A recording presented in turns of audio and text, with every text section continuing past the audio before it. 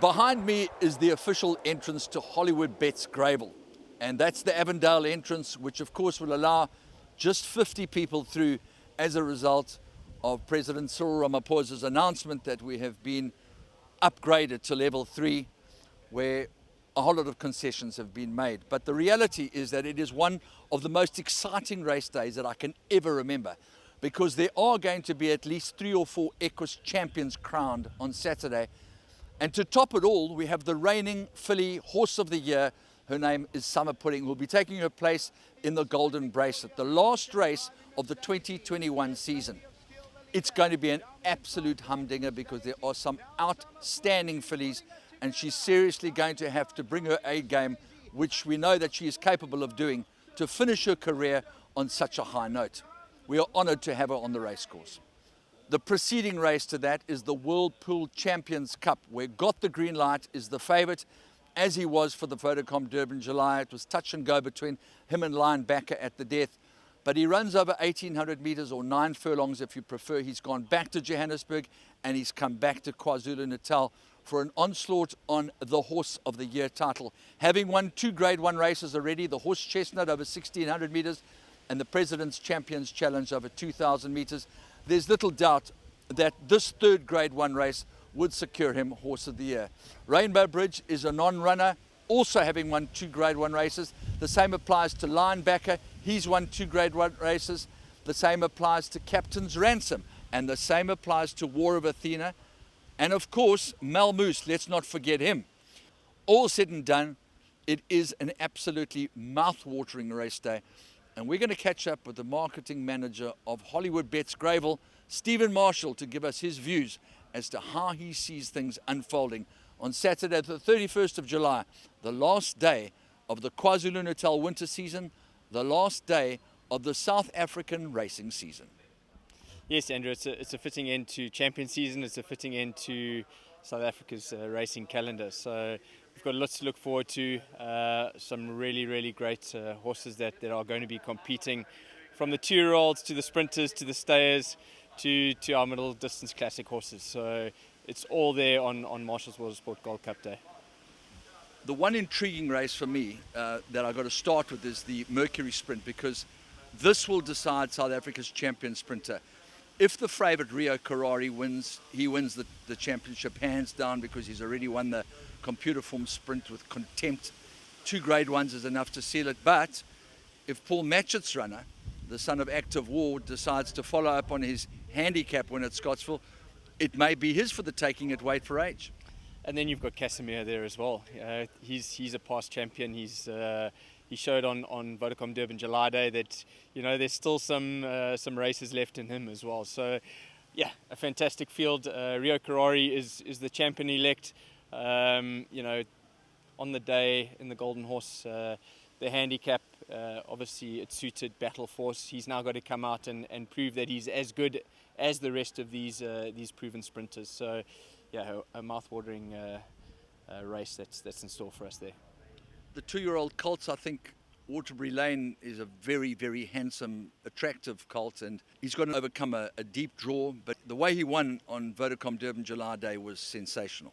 It was, and obviously we've only had one of the Colts Group 1s. There was the 1200 gold medallion at Scottsville. So this is the only other Group 1 that's available. So he's won the Group 2 on Vodacom Durban July Day. Whoever wins this race is going to put their hand up to be a Q's champion this year. 2-year-old filly, obviously Mike de Kock's filly's not lining up, but the way she won on Vodacom Durban July Day was eye-popping. Is there anything around that is good enough to match her, even though it's a Grade 1 versus a Grade 2? I think Grade 1 will always take precedent. Unfortunately, we aren't able to see her perform on Saturday. We really hope that we would, because it would be very hard to beat her. But I think when it comes down to crowning the accused champion, Grade 1s definitely take precedent over that.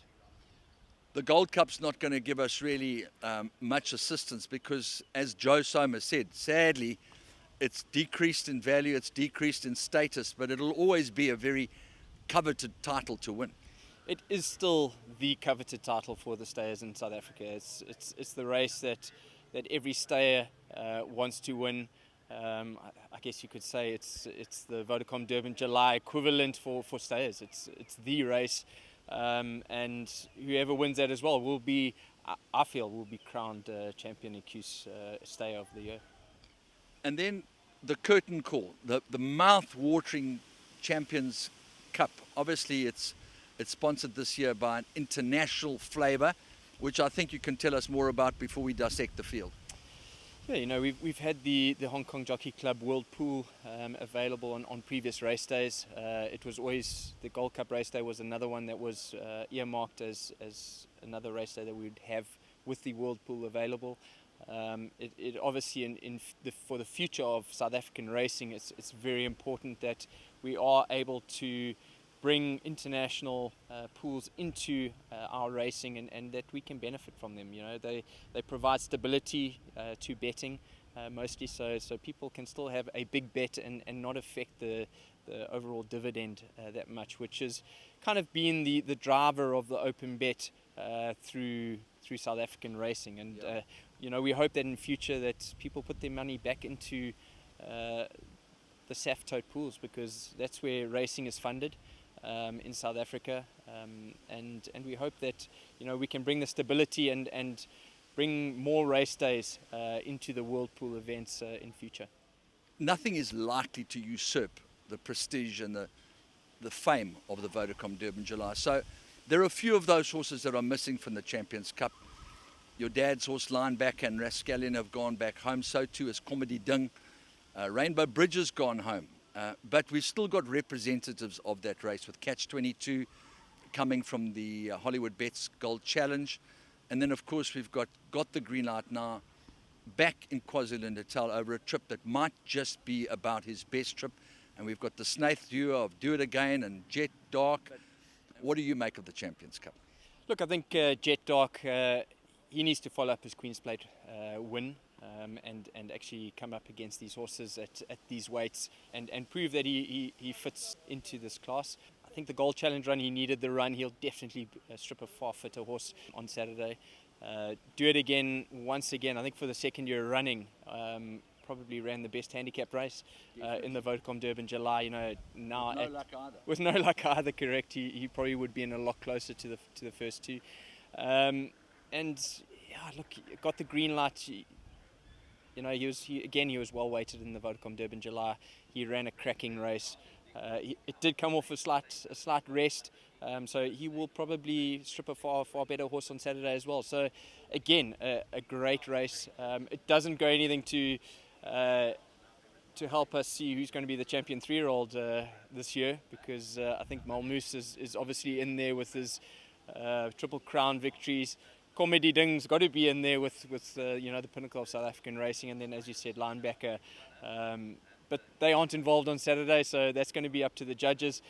Cash 22 does get to prove that he is of this class, and he's ran 2 very good races to Rainbow Bridge, so that brings him right into this race on Saturday. Can he beat Got the Green Light? I don't know. To me, it should be between those two, with Do It Again firing at them late again, as he does. I think it's a great race. It's a pity we don't have all of the runners like Rainbow Bridge, Linebacker and Comedy Ding, but that's become synonymous of this race. End of the season, horses have run their heart out in the Vodacom Durban July, and very often we see those horses not taking their place in the Champions Cup, but there's no lack of quality in this race. The winner of this Group 1 race is going to be deserved, and yeah, it's going to be another really, really great race to see who turns out the best horse at the end of the season. If Got the Green Light were to win, it would be his 3rd Grade 1 win of the season, which should tip the scales in his favour with regard to Horse of the Year, because Rainbow Bridge would only have won 2, Malmoose would have won 2, War of Athena would have won 2. Captain's Ransom would have won 2. I hope I'm not leaving anybody out besides Linebacker. Yeah. Look, without a set point system, opinion will always come into it. The strength of those Johannesburg races versus a Rainbow Bridge who's competed at the top in weight for age races, won these races in Cape Town and in Durban, where the competition was at its highest. There's still question marks whether the 2-2 of the Vodacom Durban July is there for him. Perhaps it's a little bit too far for him. But over 2,000 meters and 1,600 meters at weight for age, there's very few horses who can compete with him. So, well, only the Queen's Plat's going to really tell. Correct.